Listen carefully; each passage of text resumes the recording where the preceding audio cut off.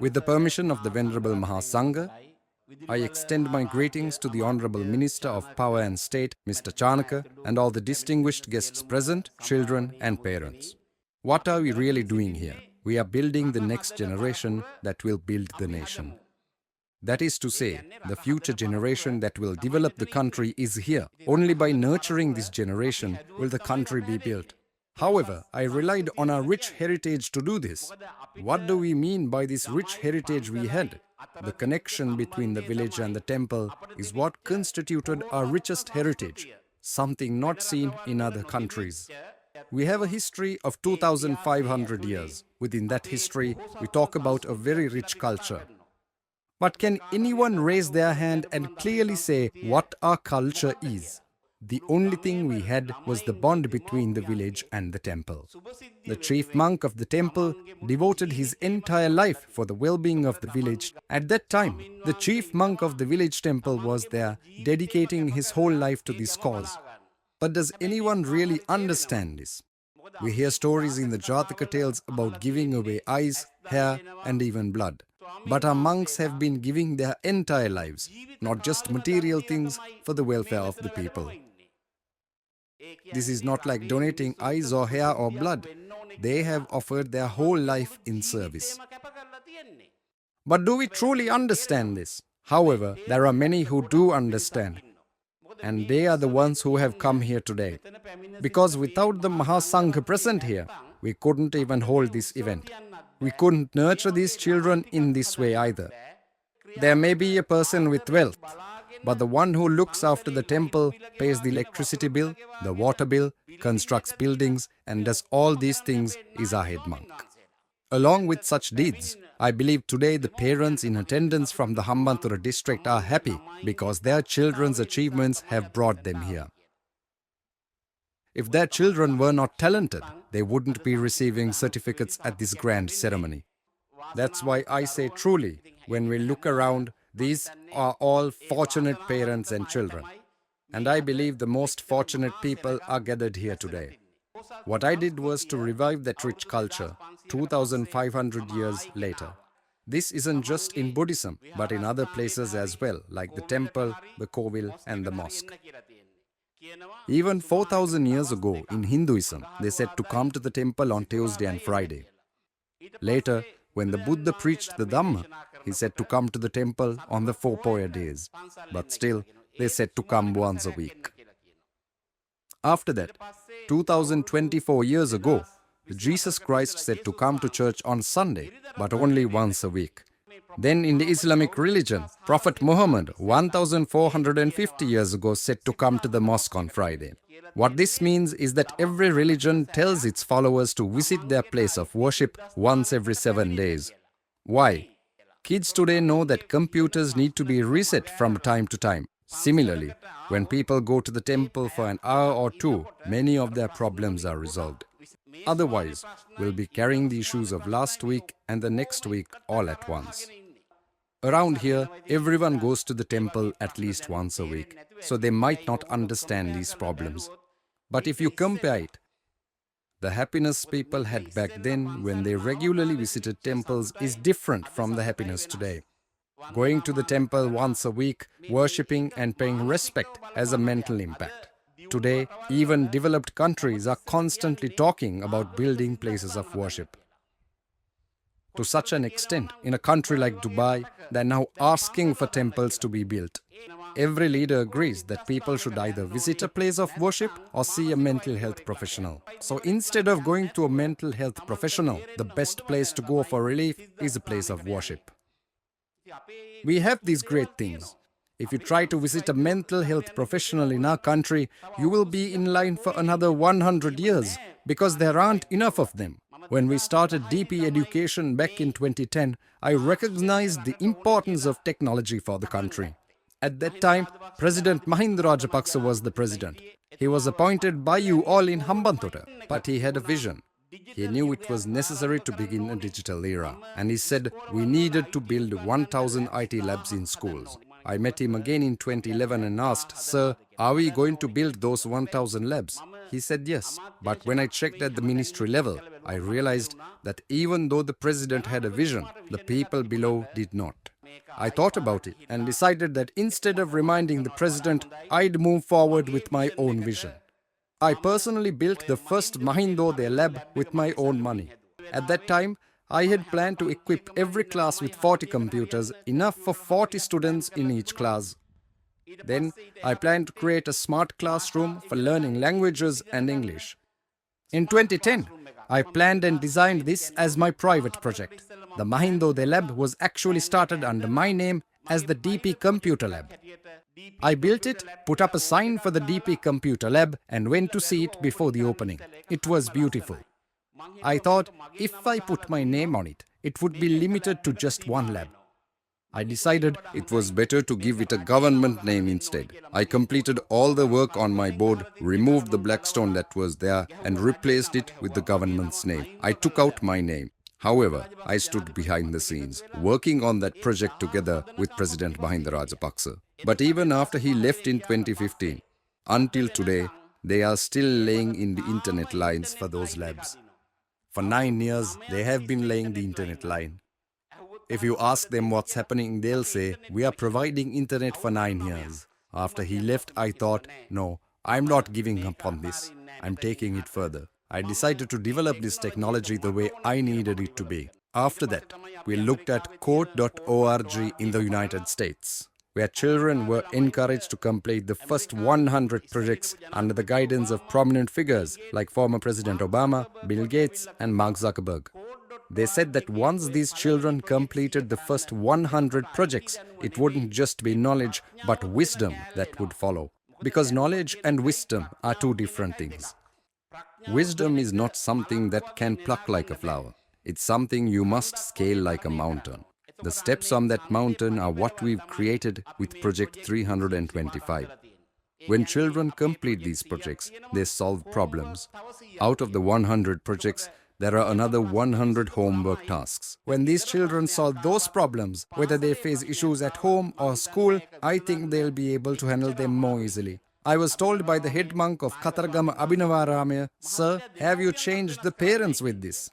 I said, now it's the children who are solving the problems at home and naturally the parents have changed too. Now I believe that parents have started to understand this. These aren't just simple activities. These are projects designed by experts in psychology from America. But we've adapted them for what Sri Lanka needs. We give the child what they need. Whether if we needed butterfly, we put butterfly. If they know about fish, then we put fish. We give them the plane they need to fly. We've completely transformed everything to meet the children's needs, bringing them step by step to where they need to be. In general education, people just talk about problems, discussing them endlessly. You must have seen that when presidential elections are approaching, people shout on stages. Have you ever seen a solution to even one problem? Just one. Now there's flooding happening everywhere these days. After the floods, how much economic damage is there? How much destruction? And children can't even go to school. The mental state changes. Because of some floods, children's books and materials get destroyed. But how can we restore the child's original condition? Has anyone told how they will resolve the flood problem? Let me tell you a story. In 2016, I worked on a project in Kalaniya when the Kalani River was rising. I used separate boats. I conducted a complete search to see how the river flows beneath.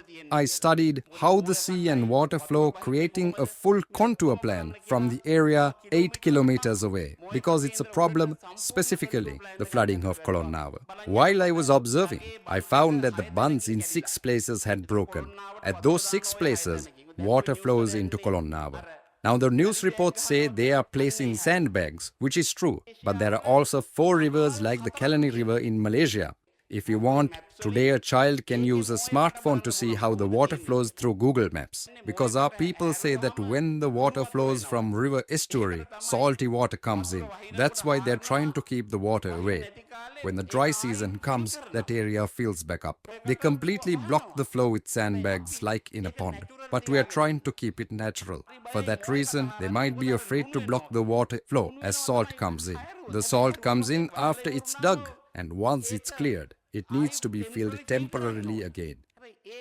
But that process isn't happening. In a similar way, the monkeys gather and discuss this while it's raining. There is no point getting wet like this every day. We need to build houses. Once it's done, it's forgotten. Until today, have you seen that monkeys have homes? No. It's the same for us with floods. When it comes, everyone says they will solve it, but floods keep happening every day. When I resolve problems, I have not looked at the flooding situation in the entire country. I've only looked at one place. The first area to flood from the Kalani River is Kolonnaval. We are only trying to solve the problems in Kolonnaval, but there are about 200 problems like this. However, we need to solve problem by problem. You should ask those children how they solve problems. The children also start from the estuary. As I said, I walked around 8 kilometers from there to understand how the water flows from the river to the village. Now the children are asking, if we complete Project 100, how will we learn?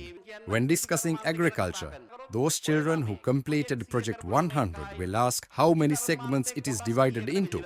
Does anyone know how many segments agriculture is divided into? The school system still teaches that agriculture, industry and services are the three sectors. However, agriculture is divided into 17 categories. The children will ask what those 17 are. One of them is rice. Another is tea cultivation, coconut, king coconut, farming, rubber, vegetable cultivation, and we can specify vegetables relevant to the district. Then the child might ask how many tons of vegetables are consumed daily. Does anyone know how many tons of vegetables the country consumes? Let's assume 300 grams are eaten daily. With 20 million people, about 6,000 tons are needed. If 350 tons are consumed, 7,000 tons are required. Then how much of those 7,000 tons should be from your cultivation? Let's take long bean for example. Out of the 7,000 tons, how many tons of long beans are needed daily? Has anyone ever asked these questions? No, because there's no wisdom to solve these problems. That is why I say we are nurturing children who can build this country. If we don't analyze problems this way, we'll never solve them.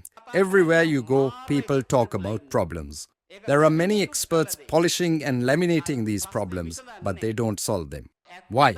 A problem becomes an actual problem if it cannot be resolved. Today, companies face this challenge. If a problem arises, we need to break it down into 10 smaller parts, solve at least 6 or 7, and then look at the remaining issues. Some may remain unsolvable, but by addressing the core problem, we can solve 70% to 80% of it. That's the type of children I am shaping. Some people may not understand this. When someone like me is providing education, merely providing just a simple education is not enough. In the curriculum, we've incorporated 1,000 English words. When we started discussing it with experts in Sri Lanka, they suggested teaching English and IT separately. But I said no. Let's integrate 1,000 English words with the Sinhala explanations, like how we hide vegetables in a meal for children to eat. Similarly, we've done the same with Tamil. By the time the children reach level 325, they'll have learned 1,000 English words. That's why the course is valued at 2.5 million rupees. After this, students can study at universities like Moratuwa, Kelaniya or Ruhuna. All the curricula have been designed for this. I believe I can address a limited number of issues. However, there are 4,235 administrative divisions in the country. If we address those, we can solve all these problems. I have seen monks telling me that there's a school with 6 computers and they ask how to teach 40 students with just 6 computers. Even with 20, it's not possible. 2 students share 1 computer. How can you teach like this without even having a proper computer program for the school? They teach what a mouse is, what a keyboard is, what Microsoft is, but without practical understanding. The child does not have the wisdom to be taught, because just being taught and this wisdom are completely different. I've noticed that the wisdom in most students is minimal. Even though some have studied well, they still raise questions. Sometimes I learn from their questions, discovering new things. When it comes to IT, we discussed how schools are progressing. And DP education, we produced 6 out of 8 top students this year. Then why do these parents send the child who is doing the 5th grade scholarship to a school in Colombo after passing the 5th grade scholarship to get good results? Only one child came from Colombo. 8 years ago, the best students in Sri Lanka joined the 6th grade in Colombo. But when doing A-level today, what are the results? There is no such thing. The description of Kagalla Mahavidyalaya. It is to Kagalla High School that the students who pass the grade 5 scholarship and have the lowest marks come.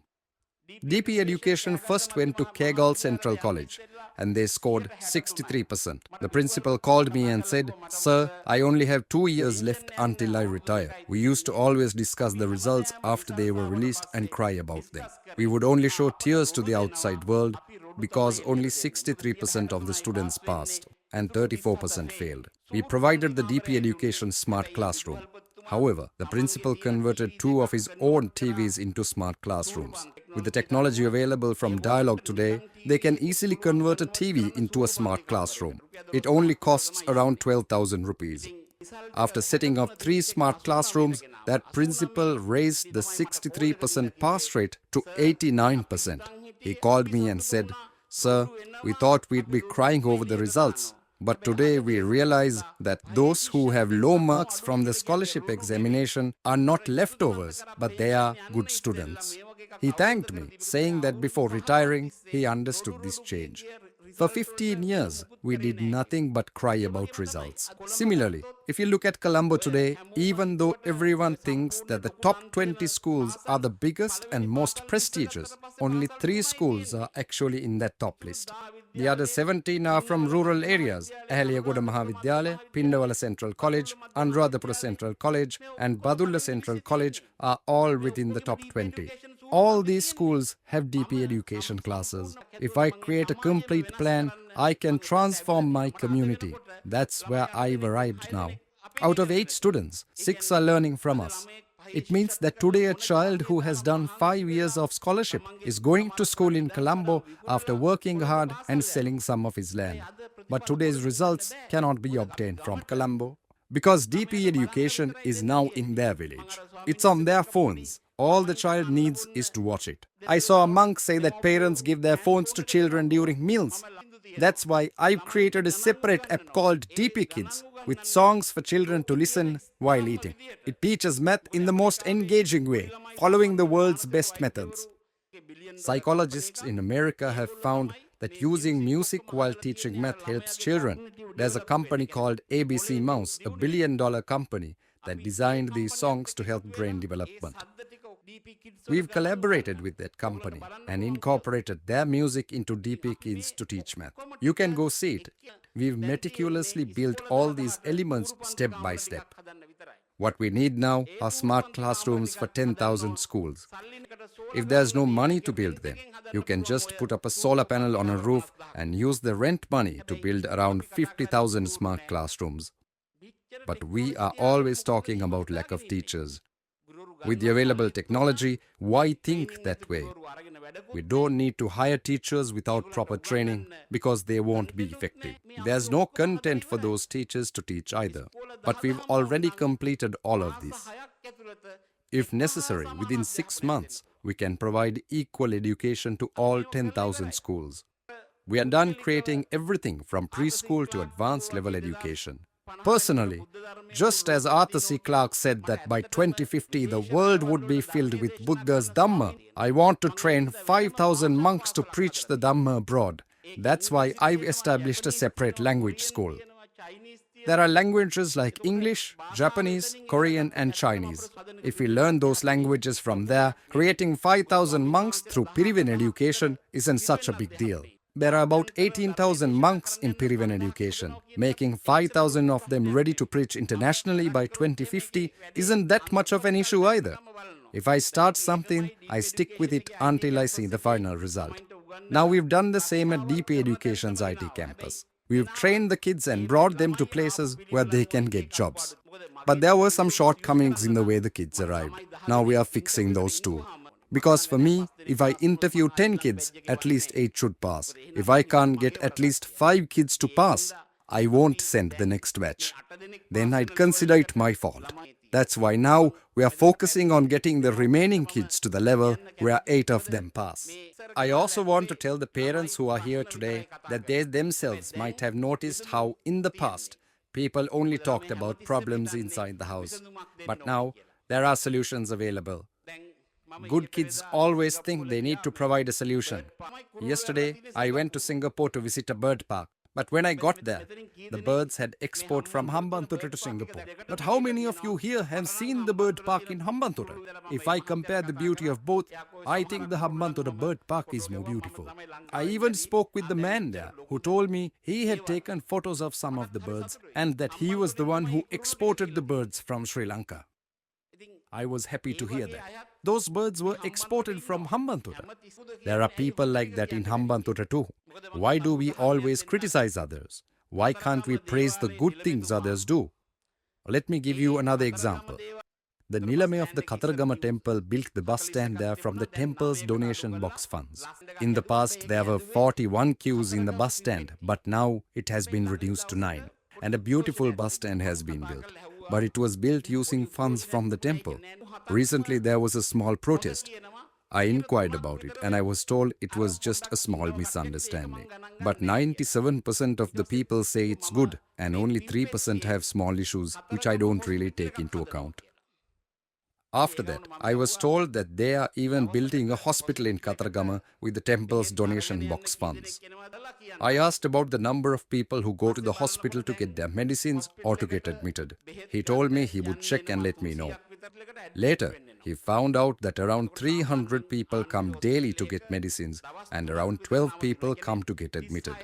On average, the government hospital has patients staying for about 3 days and around 36 people are always there. But now, there are 80 beds. I asked them if it's really a big issue to have 80 beds, even though there are only 36 patients most days. Sometimes, if there's a disease outbreak, those 80 beds will be necessary. So I asked what the best hospital in Sri Lanka is that has 80 beds.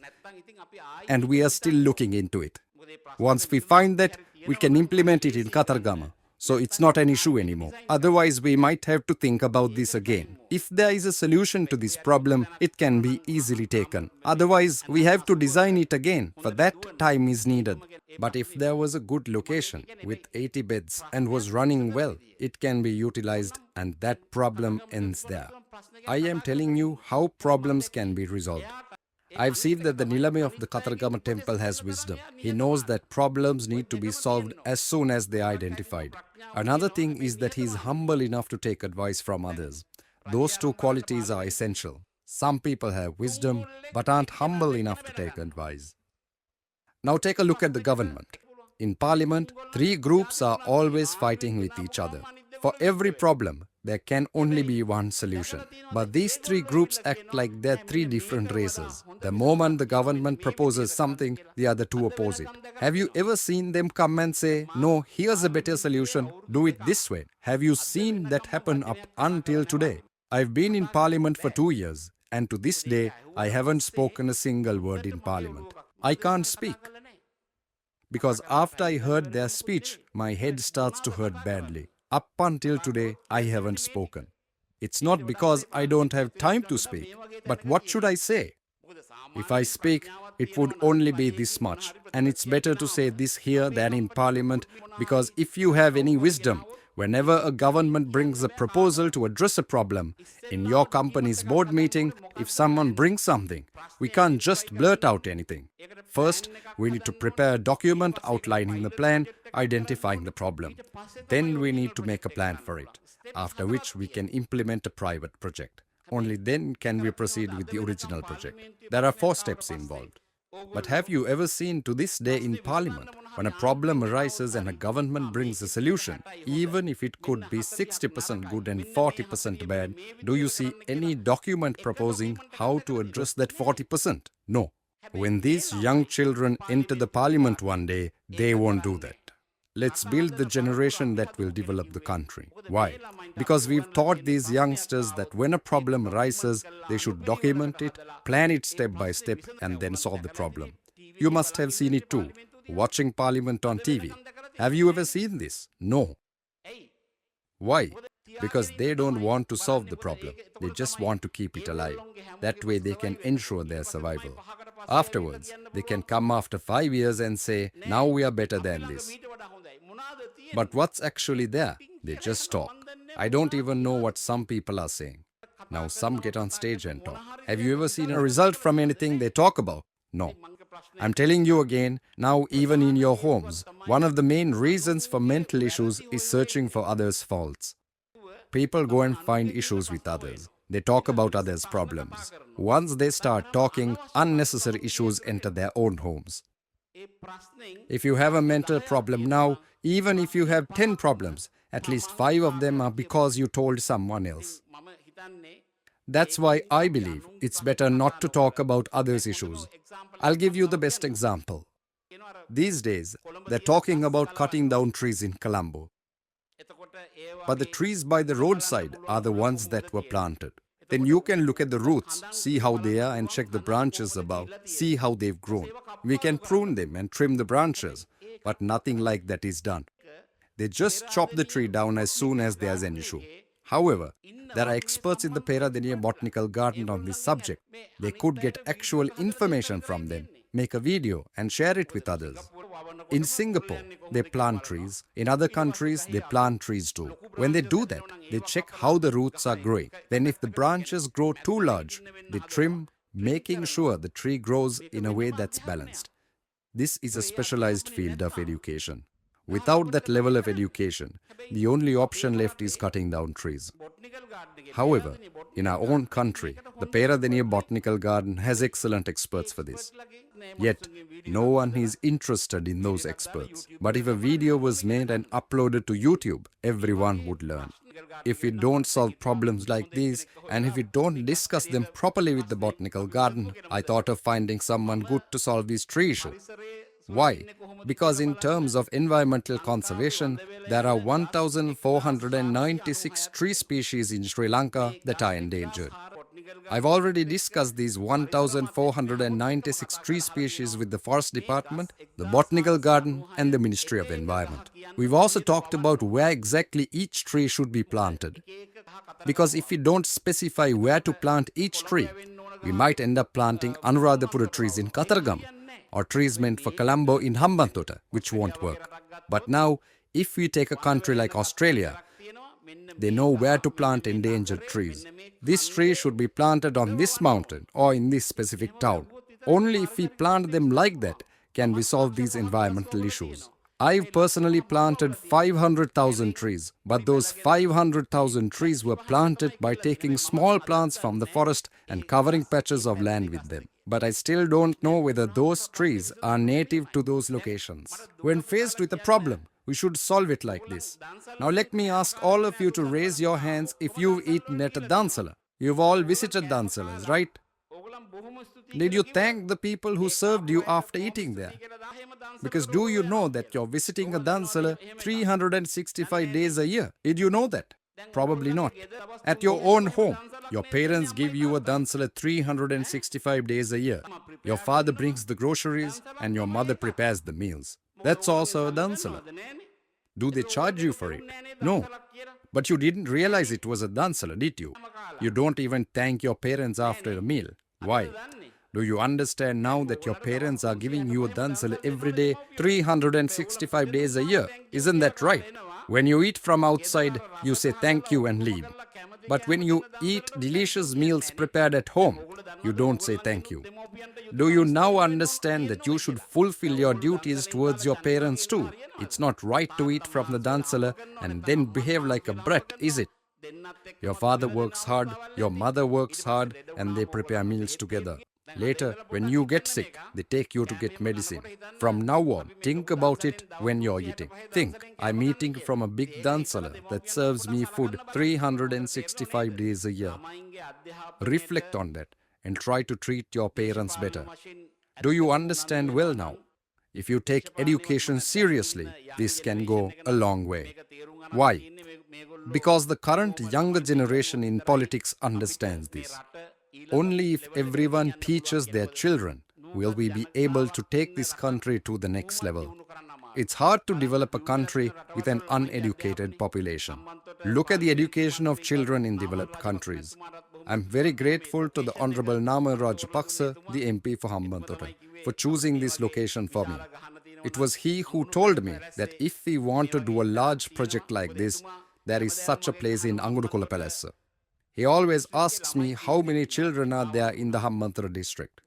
He met me early in the morning and showed interest in this. With technology like this, children in Hambantota and the whole country are progressing, because without technology, we can't move this country forward with these children.